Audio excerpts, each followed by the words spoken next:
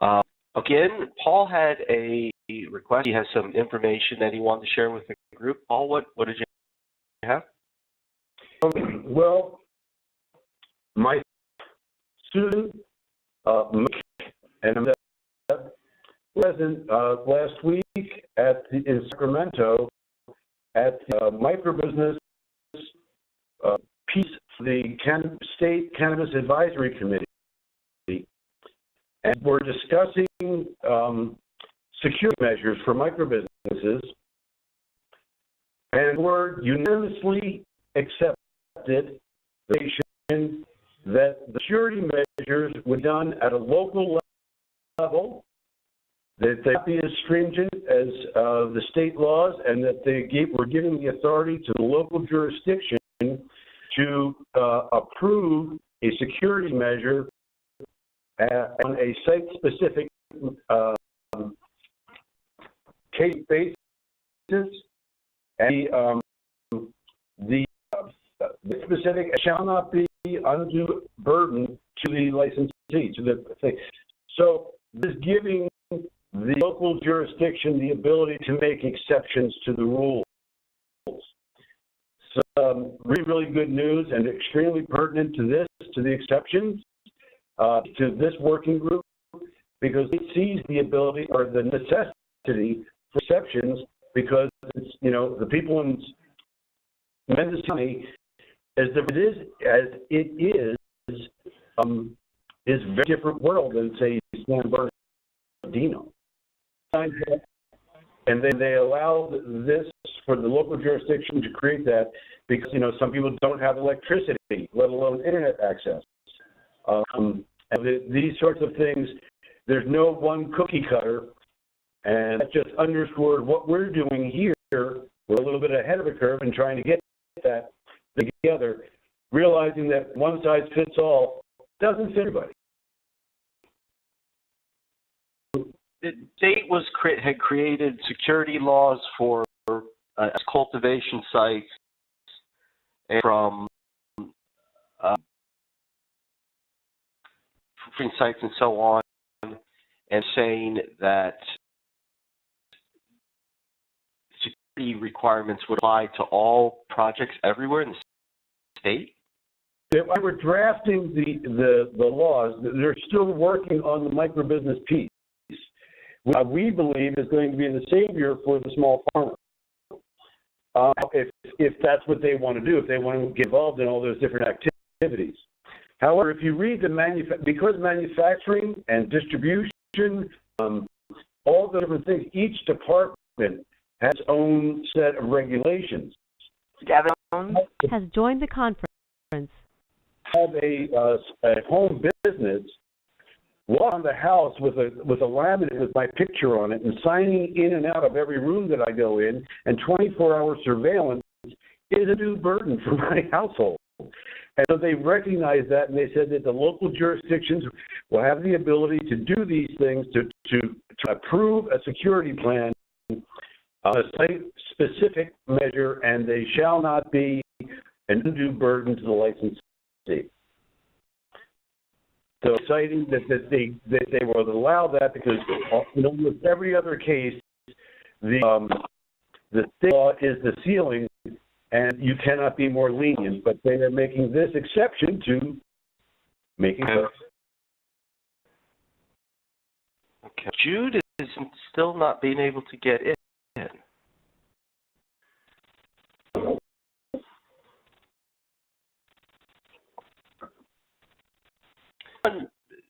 Is there in regular contact with Jude? I have a phone number for her. If someone else does, this is Amanda. I am. How can I help? I don't know. I'm going to send her an email. I'm sorry to take us off track. She just texted me and said she can't get into the meeting. You need the correct access code of. I'm telling her. I'm sure exactly what I did. Should be using the access code for the test. Yeah, or what's happened to me sometimes, I think I've used the meeting number instead of the access code. Got it. exactly what I entered. Okay.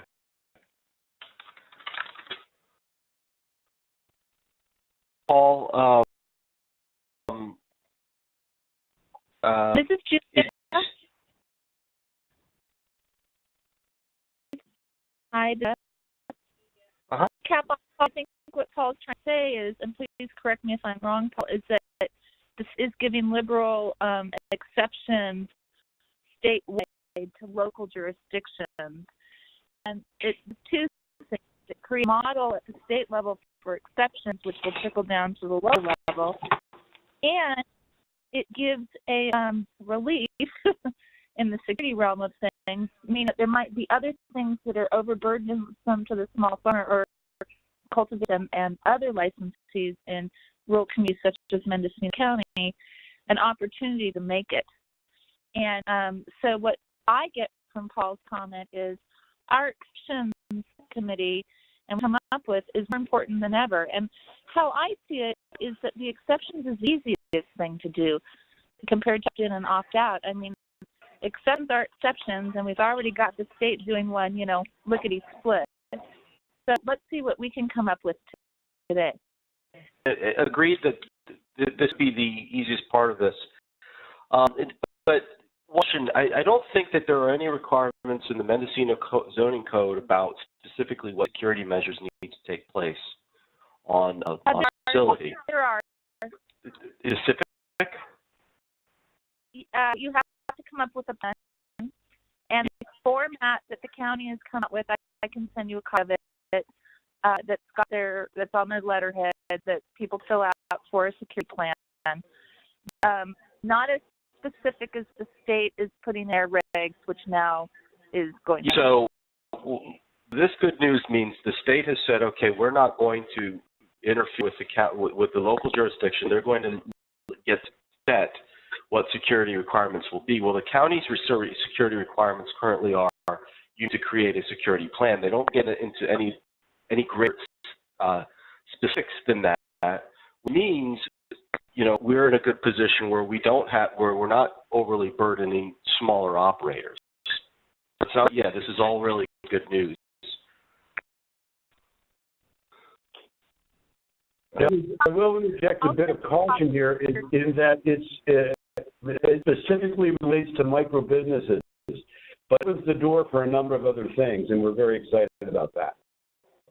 Yeah, meaning that the state is demonstrating that there are going to be certain things that they're going to be willing to allow local jurisdictions to determine or to over, be it in an achy body. That's great news. Well, it's always been that way. I'm not sure who I'm talking to with the consultant, but local control has been the basis of this regulatory scheme from day one.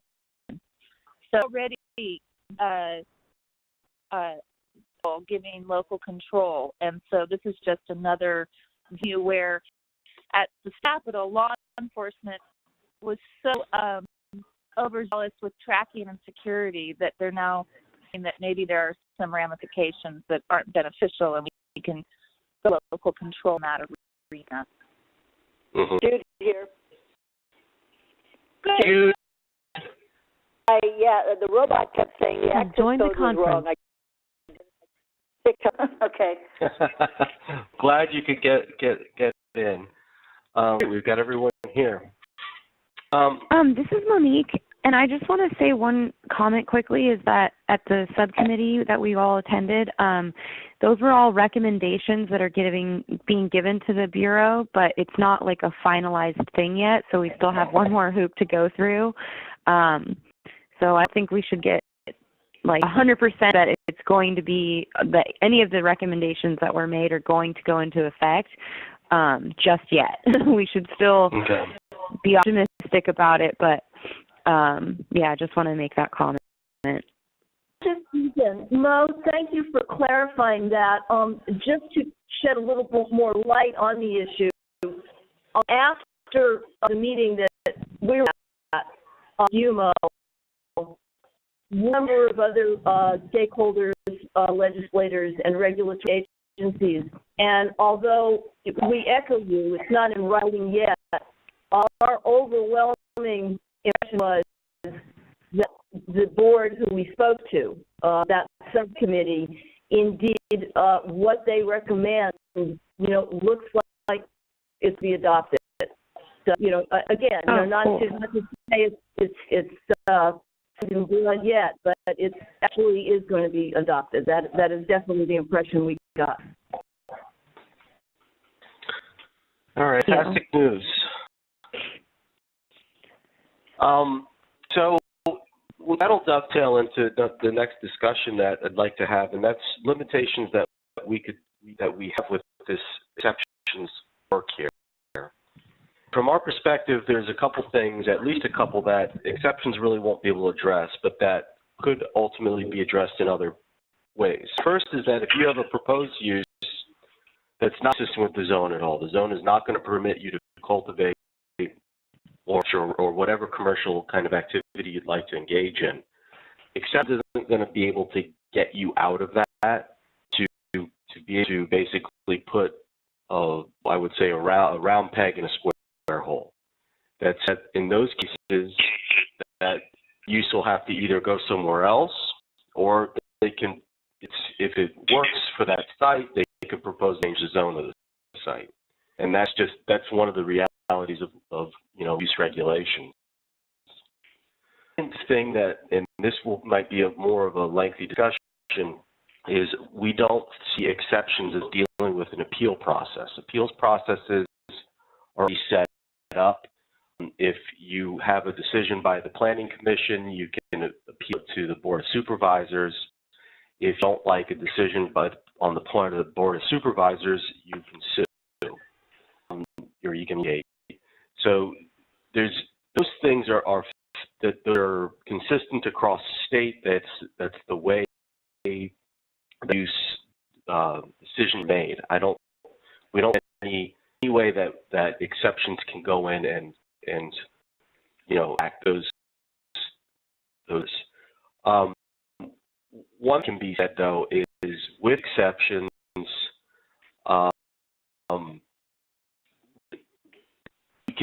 we can impact which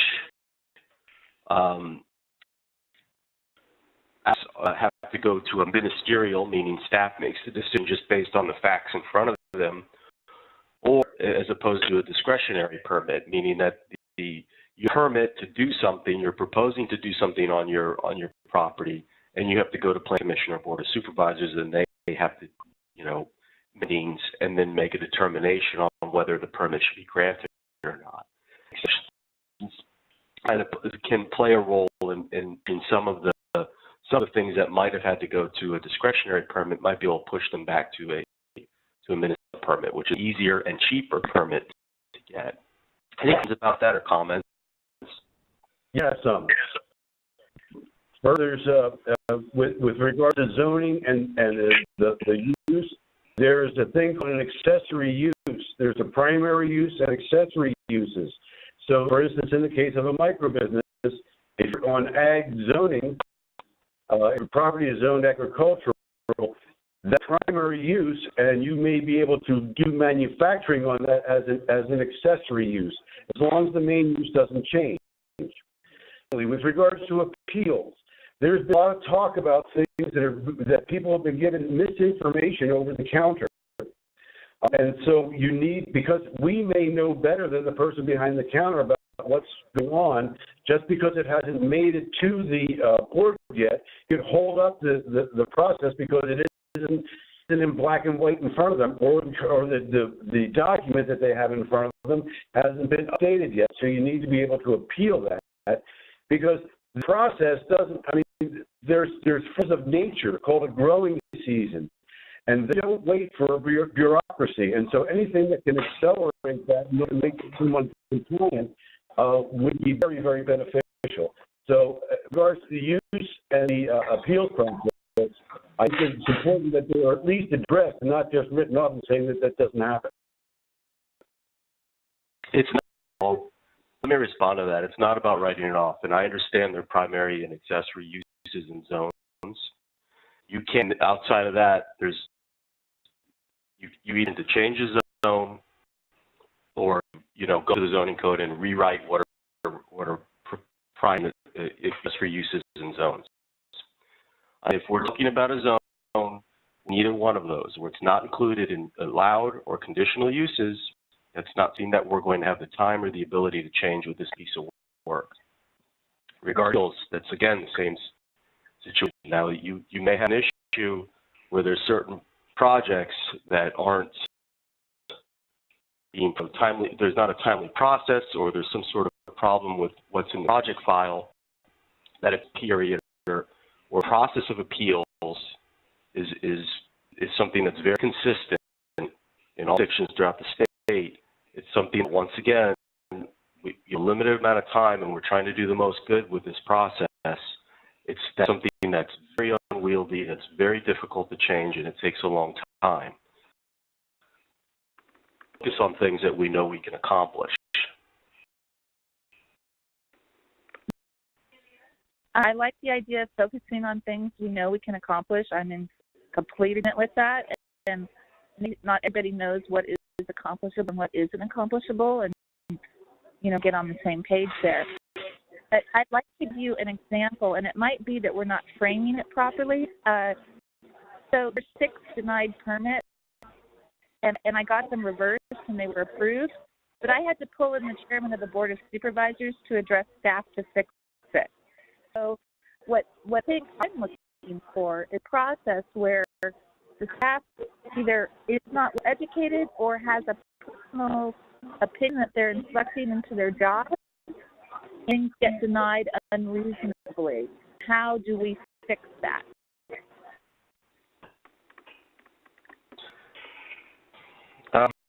That's that question. That's something that we and I, Paul, me, and Del are here to address. Sounds like there is an issue. If you have 6 permits that went all the way through the process, it was figured out that there were, fundamental errors in the staff reports, so decision makers couldn't make their decision, a well-informed decision. That's an issue that does need to be addressed, and that's what we're here to do. We're to, make that zoning code that, to an ordinance that would allow for more predation in commercial cannabis activities. Yeah, this is one obstacle that's not allowing that. And yes, that's not, staff misinterpreting or determinations that weren't based on information in the application or in the zoning ordinance. That's something that we in this very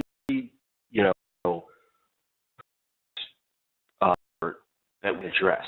That what I could say though is that's something that the overlay group as a whole could speak, staff and to the decision makers and say, listen, the analysis of these proposed projects isn't complete.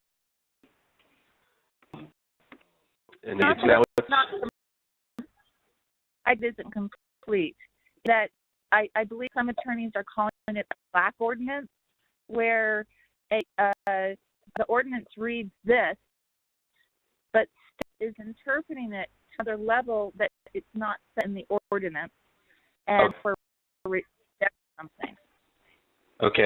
What part of the ordinance is it? Yes. So now we come back full circle. If there's a part of the ordinance that is under or is too open to interpretation, where that's at in the ordinance, that could be something that we could address. To come up with a list and get it to you guys at the beginning of next week, because I've been dealing with it quite often. I just can't give it to you right now over the phone. No, of course, Julia. But one caveat. This does sound like something that needs to be addressed and will be very helpful once it is. 6 applications is 6 people's livelihoods, or 6 livelihoods. And that's there are other people. One that is, I can say that we can 100% include it in, opt-in or actions, but it could be something that we could address. Because we're focused on the ordinance. So I look forward to getting that from you. Wonderful. Great. And if the other members want to send their own experience where they ran into that, I'm happy to include it.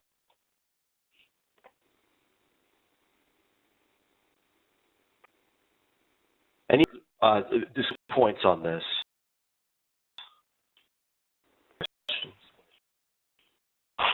Devin, I just had kind of a broad question. I mean, this came up. I'm not sure how you guys are looking into this, and this is probably, well, possibly the exemptions, but do you think that any of these processes for LA or those types of things will trigger a LAFCO process? No, we don't anticipate that. Why do you ask? What about it in terms of the opt-in and opt-out and trying to determine if those are specific zone type of things that might be or special district types of questions under LAFCO? Okay. Yeah, okay, I see what happened here. I think so. At a point, for the opt-in and the opt-out groups have had discussions about, well, how will future communities either an opt-in or an opt-out zone? And the decision point there, where you walk around your community or neighborhood and you get signatures and then take those signatures in and do a regular planning application, or do you sort of balloting process? And instead of this will be the full run November ballot where everyone goes to the polls and votes on, an amendment such and such. It was similar to a LAFCO process where they contact property owners and say, do you want to be within this, services district, or do you want to be within this particular jurisdiction? And so they were saying the decision to be within, for instance, opt-in zone, opt-in overlay area, you used a ballot, it might be similar to the balloting that's done for a LAFCO process. Is that your question?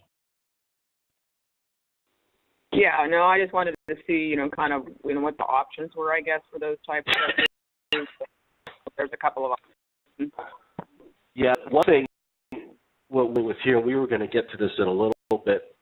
Actually, next thing on the agenda, we view the exceptions right now as they will be countywide. This will be attached to the county's zoning code, and it'll apply throughout the county, but will be enacted on a site-by-site basis. Is that clear? It's part of the zoning code, and make a determination on a site-by-site basis if you need one of these exceptions or if you qualify for one of the exceptions. So, Mark, how does that play out then? If you've got a code that's countywide, and then the county decides to make an exception for a particular site, why doesn't the owner of that particular application on that site have the basis then to protest, legal suit, whatever? I mean, that doesn't make any sense. Looked in your code, there are already exceptions in your code. There are development standard exceptions. Yes. One of the things that we've been hearing, consistently through this process from both the opt-in group and from you, are that there are a lot of people out there, I think Monique may have brought this up last week, that, and I'm generalizing, I might have the numbers wrong, but you want to cultivate on a 10-acre parcel. You're allowed to cultivate X amount of space on a 10-acre parcel within your zone. You have 9.8 acres. So we would seek to address that issue with this exceptions component, and we say if your 9.8 acre parcel has following attributes, and we don't have an adjoining property owner that'll be upset about this, you have access to the site, so on, small parameters, then you're allowed a 20% reduction or a 10% reduction in the minimum lot size required to cultivate. So get down to, I don't know, 10 like down to 9 acres if we do that, deduction or whatever, whatever's deemed, necessary. And so, and it also would apply to say setbacks. If you are in a prop zone, one of the residential zones or one of the ag zones, and you're required a yard setback of 2 feet, but you get there for your manufacturing, whatever your commercial cannabis activity is, and these follow requirements. Same thing. You have an adjoining property owner that wouldn't get upset about this. You have, access, all stuff, or all that. But you have a list of say like 4 or 5 things that you meet, that your site meets. They qualify for a 10% reduction in your side yard setback. Or and we'll get it. This group will get into these fine details of what those qualifications be. So those exceptions will exist throughout the county, and it'll to the individual property owner up to that site to say, hey, I'm trying to get this permit for a cultivation on my property, but I'm point A. But here it says exception, so there I qualify for this exception. Can I interject, Paul? I think that putting those type of restrictions defeats the whole purpose of exceptions. There's lots of situations where there's a 5-acre parcel surrounded by 60 or 160-acre parcels, but he's only got 5 acres at one small piece. Everyone around them would not mind 10,000 feet. But I think that the power of the good neighbor letter that we're talking about would be the main driving force. And perhaps we would have just to satisfy some other people and say planning or planning that if an adjacent property were sold, that would be either renewable or non-renewable with the new owner, that they would have to sign on if it changes ownership. But I think that the exception would be limiting it to 10% and doing a whole lot. For instance, another example would be if I have a shipping container and all the trees in the shade to keep that shipping container cool are near the property line. And in order for me to take it 50 feet away from the property line, would put it in the middle of a field and turn it into an oven. A neighbor next door doesn't care about that, and we can get a letter to do that. They should be able to make that exception. Paul, 10% is something I made up just so I could do the math on the fly. It doesn't have to be 10%. Well, I think that call any specific thing that defeats the purpose of the exception. It has to do with sites being site specific. That's something. What we're doing here has to be broad that it can work throughout the county. It also has to be specific enough to where it can get right in the zoning code. You can do what this can do. We have to have parameters, and we have to be specific in what we're proposing to do. This goes back to we have to accomplish what we can accomplish. We can't go back to decision makers and say, we propose for exceptions is that you get to do whatever the largest zone property that is next to you can do. It's not going to, they won't accept it. It's not. I hear something, but let me one other thing. I did hear another interesting point that you have a case where you say you're surrounded by properties that are 4 or 6 times larger than yours. So that there's another potential issue there to resolve, and we've heard that from other people. So if you're on you have a small parcel that's in a area of the county that's zoned for much larger projects, you're really constrained by those development standards because created for much larger parcels, and those people are often needing relief. So consent.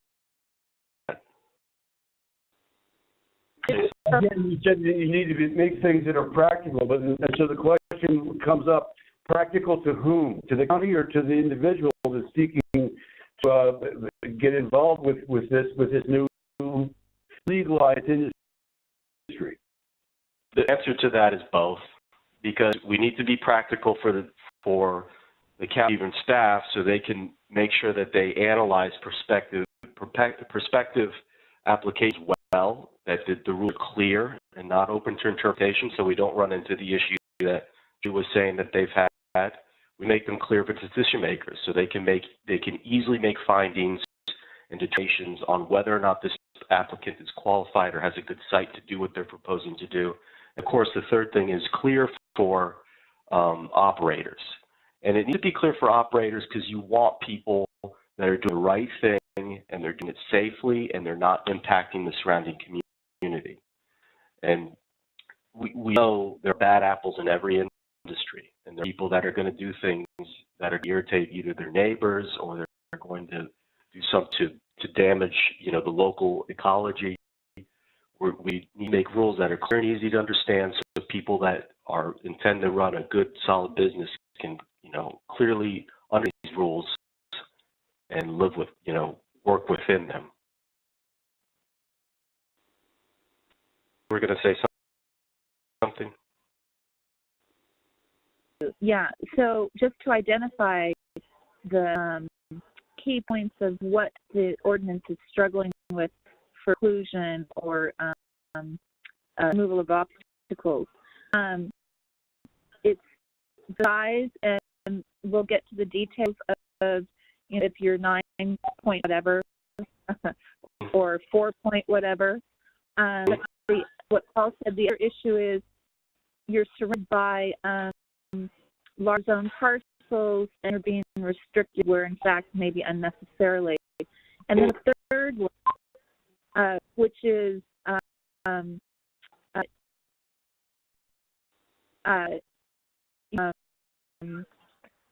sorry, put my mind. Hold on a second, because I'm trying to multitask. The third one is the size parcel and the setback. There's also a setback that we're not talking about, which is the road easement setback of 50 feet, and that's the one that's hurting people. Very hurting people. Okay. Where if you're on a smaller lot, say one of those 4.92 lots or 9.8 lots. So I want to put that in there too.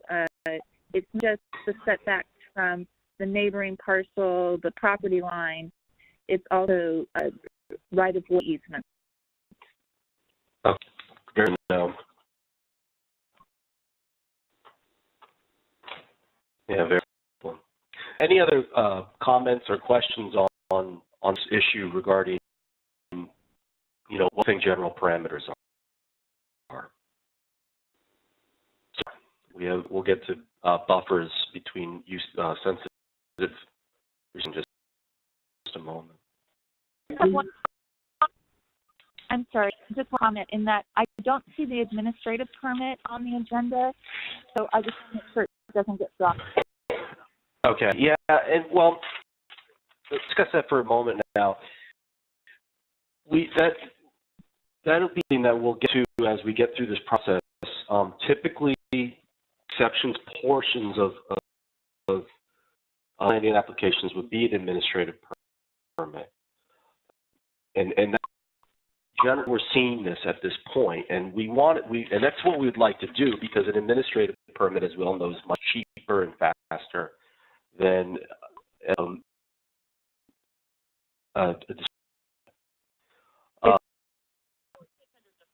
permit. Yep. Okay. It is specific smaller people that were growing 6 plants that Mendocino County is over 200 square feet, therefore need a permit. Now, there is a supervisor that has informed me that if we address this, we're opening a can of worms. So I want to make sure that you're aware of that. Permit cost is not something that we'll get into. What we try to, the way we can try to shape that this discussion is, whether it's a administrative permit, whether it's a discretionary permit. Just so we're clear, I think we've already mentioned the call, but administrative permit is a permit that is only reviewed by staff. And basically, you go through a checklist and they'll say, did they meet this requirement, yes or no? Did they meet this requirement, yes or no? You go through, you've met all the requirements, yes, you have your permit. A discretionary permit is something where there's going to be a set of findings that are put into the zoning code, and those findings will say, does this meet this requirement? Does the proposed use or activity meet this requirement? A discretionary permit will go to the Planning Commission or to the Board of Supervisors, depending on the permit type, and they will make those findings for your application. They'll go through and say, okay, yes, I can make this finding. No, I can't make that finding. And we'll approve or deny the permit based on, how they can make those findings. That permit process is longer and more expensive because staff, the more analysis, has to create a staff report. Then they have to do then it has to go to a public hearing, and those public hearings need to be properly noticed to the public so they can attend. We process that this process could run an administrative permit. Joining right now that administrative permit is $1,400, and so we'll have to. So there's a process that might even be permit free. I don't know the answer to that. I don't know if that's possible. That's definitely something that we can look into. Or it's where an administrative permit is less expensive for for 5,000 and clear debt for 10,000. Got it. Paul, if I could go back for just 1 second, we're talking about the exception safe for setbacks, and you were talking about 50 feet from the easement, and 50 feet from the property line, and from the nearest residence, and all the different setbacks. Is there any way that they can make an exception based on geographic conditions, not just this black and white stuff that's on a paper in a paragraph or on a map? The geographic conditions don't consider the slope, where the sun shines, where the shade is, where the mature trees are, where in some cases you need shade, or maybe the garden, the only place where you can get sun without cutting down a tree is closer to the property line than this ordinance would allow. But because it makes more sense geographically to put it right there, and you have good neighbor letters, saying that they don't mind, why wouldn't that be allowed? That it wouldn't be, and that's a great question, Paul. I don't know. So other planning applications, what you're talking about is a variance. So if some sort of physical constraint on your property and you can't build your house due to a slope, you can apply for variance, and then they'll let you put, your house closer to the property line than you would otherwise been allowed because of the presence of that slope. Are you aware that Mendocino County variance is a dirty word? It is a dirty word in a lot of places. Someone from planning who was very proud of the fact that in the past, I don't know how many years, they've only granted 10 variances. All right. Well, it's another tool, and no value to it or no morality to variances. That's typically, it's something that deals with the land. I think that's a wonderful question and something that we look into. So basically, an exception due to geographic constraints, site constraints, and that's added to the list. Paul, thank you. Please let's make sure that to that list we look very closely at existing cover, particularly trees. Because if we have a cultivator who cannot cut trees, the statute, she is prevented from using her land in an optimum way. Now, I'm not talking about someone who's cutting. You do that. But it really is an issue, particularly in Mendocino County. Is it logical theoretical for a cultivator to put her garden. Yeah. Obviously not under tree canopy, particularly if she can't cut any of those trees, nor does she want to. So, No, great, Susan. Thank you. Logical. Let's view that there are, marshlands, wetlands, and other things that all fall into that category. So let's not forget other way what I would kind of we'll separate it back out, but in the interim we'll lump this together. These are naturally occurring site constraints. You have a water body a surface water body that you have to keep a certain distance from. You have timber site that you can impact, and then you have a slope or different things. So what can we do in this exceptions group to deal with these site constraints?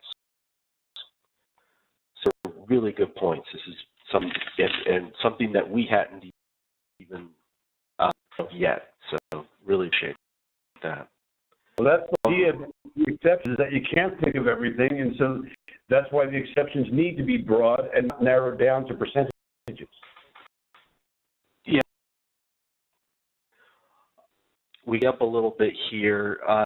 So one I don't know yet is whether we will be dealing with, so there's buffers that are required between schools and between churches and between parks. As I understand it, the only buffer that comes down from the state is schools. And I've seen in other jurisdictions, there is a possibility of getting those schools. The school can offer relief from that required buffer. It's also something, the buffers are something that we're dealing with in the opt-in group. And don't know if we're going to be able to, or if we will, address required buffers, because we were shown an example of an entire community that was impacted by required buffers. Basically, I would say there's more to come on that as to whether that's going to be work we're doing in this group or not. Well, that has already come up at the Board of Supervisors meeting about a particular place on Ore Springs Road where there, as the crow flies, it's only 300 feet to a nursery school, but there's a 100-foot cliff between there and the sun. So those sorts of exceptions were physical barriers, so, the child couldn't climb up that cliff and scale and break into it puts this in his lunchbox and take it back and sell it to his friends. And I think goes back to a little bit of what Julie is talking about, where it's staff interpretation of the code. And so, if you're looking on Google Earth, it's 300 feet away, but for practical matters, it's half a mile away or whatever the case may be. And that can go back to this discussion of applying what the current standards are. So we all need to develop our common sense. Unfortunately, sometimes when we're doing this stuff, we check it and just start staring at the molecules on the paper in front of us. There's one thing I want to get to, since we only have a few minutes left, and we were talking about this last time, are relocate and transferability. How would you see the exceptions? One of the kind of more important things of all this work is there's effort the communities, particularly the smaller cultivators, smaller operators, from end up happening where there's a lot of outside entities start coming in and affecting unity and the industry. And there's a question about transferability of permits, and it kind of touches on the relocation of sites, although there's two somewhat different things. How do you all see the sections work as by transferability or impact transferability? don't think transferability should be an issue. It's not the permit or the license that's actually being transferred. It's a land use. And once you've applied and received a permit for this site, it should stay with the site. It's a renewable thing every year. And the licensing is, and so if you have a property that is that you are approved for, say, 10,000 square feet of canopy or a micro business, then you should be able to stay with that property. Now, if you sell the property or if you die and someone else inherits it, then of course they would have to go through the vetting as a permitted owner and apply for their own permit under their name, but the property wouldn't have to go through the same. So you could advertise if you needed to sell it. You move someplace else. You take care of your mother in Florida or whatever. You have to sell the property. You could retrieve a much higher price for your property if you could say this is an approvable site. And so the transferability and the definition of it needs to be clarified because the land use stays with the property just as any other commercial space. And I could continue with it in a more detailed way, and is property taxes. If the ordinance now does not allow for transferability, and a property was on the market for $825,000 that was claimed it was permitted, and you could take the permit. Well, of course, that's false advertising. That's a whole other discussion. But the value went down to $325 because all of the improvements, hundreds of thousands of dollars, and sometimes millions of dollars put into that property for improvement are no longer available for utilization. To me, it just doesn't make any sense. The county's losing property tax money based on improvements. Why? It's a low-income community. We need the money. Monique, and can I say something to this? We all know how strongly the board feels on this topic. They're very adamant that it's a board policy issue, and it's been did by the other working group we had for the state requirements, and the county council said that it didn't impact our mitigated negative declaration. So it really is a board policy issue, and I don't know how effective we're going to be in this working group to make any sort of change on it. I don't know that this is the appropriate place to even make recommendations through the exceptions working group. And I am a huge advocate for the transferability issue being resolved, and I keep speaking about it at all the board meetings and stuff, so I don't want to give the impression that I don't care about it, because I really do, but I don't think that it's going to benefit us to bring it up in this specific platform. And that's just my personal opinion. Why? Because I think that, how would the exceptions group really address it, first of all, and implement it? Because it's, basically making a whole complete exception to the ordinance. And we know this is one of the biggest things that they do not want to budge on. And I would rather see the board actually make amendment to the ordinance. That to happen. And if we think that we really can do that in the exceptions group, then okay, but I just feel like the Paul Junkers is going to come back with this recommendation, and as soon as they see this part of the language written in, they're just going to roll their eyes and be like, no.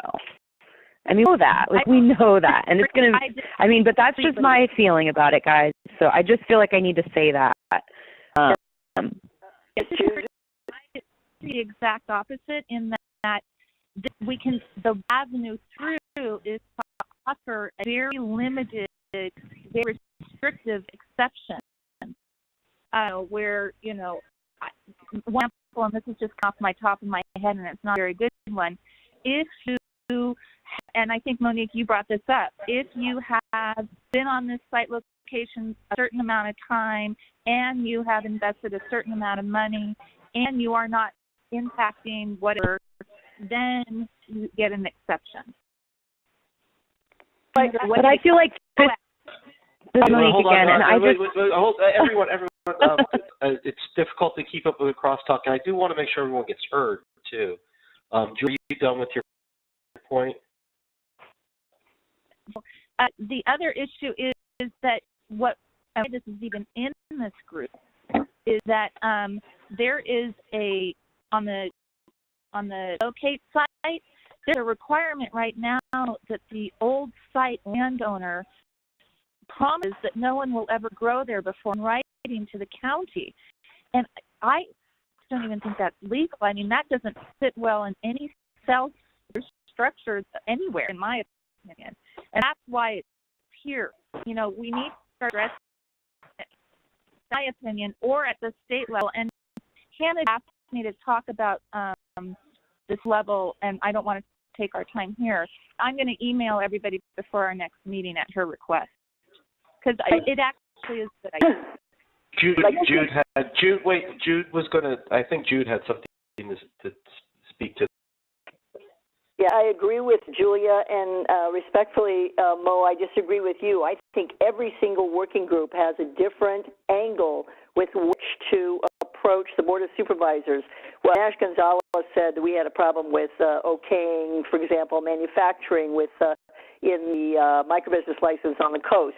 They said we need an ordinance amendment to do that. Well, that's just one more thing. We have sunset clauses. We have the coastal zone. We have lots of different issues that, whether it's the state environments group or the exceptions group or the OLA working group, every group, I think, has another angle with which to approach these problems. And unless we completely use every single approach and every single tool in our toolbox to pressure the Board of Supervisors, they will keep kicking the can down the road. They will keep avoiding addressing these very, very serious issues. But there's at least a string of 6 of them that I think have a place in most of the working groups that are in existence right now. And I don't want to let the Board of Supervisors off the hook at all just because we don't think the exceptions can move forward with this. I think there are ways in which the exceptions working group can address this issue. This is Monique, and I totally respect all of these comments, and I'm on board. The only thing my concern is if we're saying, okay, an exception would be, this, and then you would be able to have the transferability, provision lifted. And I want to see it apply to every single applicant that wants to apply for a permit in Mendocino County. And so that's my only fear, is that this exception, if we carve it out for transferability, it's only going to apply to certain situations and certain things. And I just think that across the board, we should not even have that as a rule at all. Like, everyone should have the freedom to sell their property and move or whatever if they need to in the future, and we are able to do that. And so if we're going to make an exception, like the way I could say is, like I mentioned before, okay, let's say you have to have the, property in your ownership for X amount of years, and then after that, then you're free to sell to anybody, and then that person can apply independently and go through the process. They have that set in place for Class K. You can't just build a house for yourself and then sell it within 6 months after you've done that. You have to own it for 1 year, and they actually want to extend that now to 3 years of owning it before you could eventually sell it, to mitigate people doing, things and then flipping them and doing it for a really cheap cost. So I could like that working, but I just don't want us to get into a place where we're like, okay, you have to meet like these other little requirements, because then what happens to the rest of the people that don't fit that mold? So I hope that if we're going to craft something, that make it work for the entire county. Yeah, that very quickly, just respond to your points, Mo. I think you've got an excellent point that we're not trying to make this into an exception that is just used for a few people, but we're trying to extrapolate to a universal principle that's going to work for everybody across the county. I agree with that, but I think that that's exactly what when you throw an exceptions working group recommendation at either planning and building or the Board of Supervisors or the Planning Commission or whomever, then they have to then say, well, this has to be universal to be in compliance our orders, with our general plan, with our existing code, blah, blah, blah. So it's sort of, it adds ammunition to a larger battle. And but I take your point. We're not trying to carve out a few exceptions. We're trying to contribute to an overall shift in how the county is treating cannabis in general on every level. Okay. Anyone else have any comments on this particular topic? We ought to not using the word transferability, because I think that the board of supervisors, it's become a trigger word for them. And I think what we're talking about, Paul explained. This goes list with variants. Don't say variants. Yes. Don't say transferability. Right. Huge issue, you know, and it needs to be, again, there's that common sense that needs to be dusted. All right. Well, this is fun. You guys are really fun to work with. It's great to have. This is important stuff, and it's nice to hear that reflected in the discussion. Our steps will be. I don't know that we're there yet to start drafting our framework ordinance. I will check in with Paul Junker and see what he thinks. I think we still have some pretty broad things that we're trying to grapple with. It's the largest of which is if it sounds like you think we definitely should be addressing what we're doing, just whether or not there's ability to add to the to what we're doing here. Well, what we're going to do is hold the county accountable to the existing ordinance as land use, and land use stays with site. It doesn't have to do with the owner's particular use in relation to cannabis. I just want to add that the thing that we're seeing, I know we have to close, the bigger issue for a lot of people in this county is the microbusiness, and we haven't got to that on the agenda, so let's make sure we get to that next time. Okay. With microbusiness. Go ahead. That would be great. That would be great. Thanks, Jude, for saying that. If I could, in item number 3, the county is actually calling it relocation and extinguish is its formal name. Yes. The question of how that works with exceptions is basically, so if you're relocating and extinguishing a set, if you're moving your site to a more environmentally beneficial location, do you have to deal with this exceptions component, or can you just move lock and barrel? And we don't know the answer to that yet. We don't know how that with what we're tasked with doing here. I just want to make sure you're aware that that is actually, since we're talking about the name, and I agree that the transferability thing is a trigger button due to our friends over in the Boone Road area that are on the opt-out group, but that mean we shouldn't be addressing. No, last point on this, then, we will not see opt-out areas for the areas that become opt-out. No apply for them. The idea is that there will be no commercial cannabis activity within those opt-out areas, and right. that and the from their perspective, that's all they care about. They support commercial cannabis in the community, and they support goods that allow people to participate. And so, all they're thinking about or working on are the little areas that they're saying no commercial cannabis activity within this little area here. So we relocate and extinguish. That did really well with the transferability, and I'll just keep using that word because it's clear. So if I have a property and qualifies and permitted for a cottage, and I want to expand, but I don't have this property doesn't allow for that. So I need more acreage, so I move to a larger piece. I've got to relocate and extinguish. I couldn't sell that to someone who wanted to grow on a cottage level. Mm-hmm. Hence. see how that works into what we're doing here. Really good input today, guys. Everyone, wonderful conversation too. I don't know if we'll start drafting the framework for the ordinance. Paul may say because of time we just have to. And if then I'll get something out to you this week, during the week.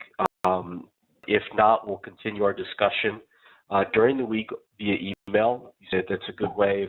If anyone has ideas about some more that we spoke about today, you can then email to the group. We can all apply and we can, take consideration what we're saying. And then also, we will meet Friday. And does time work for everyone?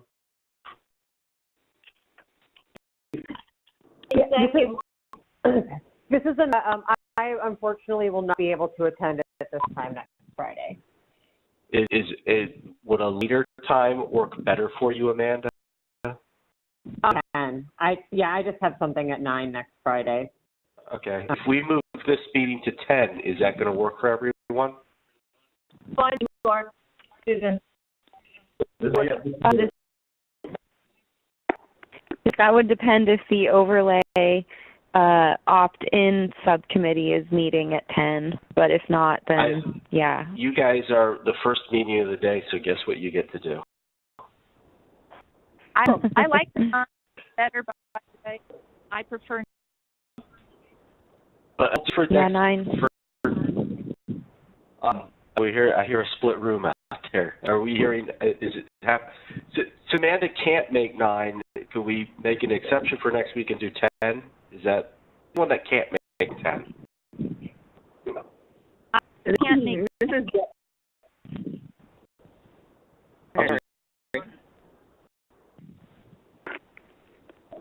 I cannot make 10, and I thought we all agreed last time that 9 was a good time. Just in 1 week. Yeah, it's just that they just asked if there was anyone that couldn't do next day at 9. I have something next Friday at 9. It's just 1 week. It's fine. You all can proceed without me. It's no problem. I will be sad, but not too sad to my life. All right. So we're Amanda. scheduled next Friday, 9 o'clock. We'll meet again. All right. Look forward to interacting with all of you during the week. And like I said, thanks for a fantastic discussion. Thank you. Have a good weekend, Mark. Bye. Hi, everyone. Thank you.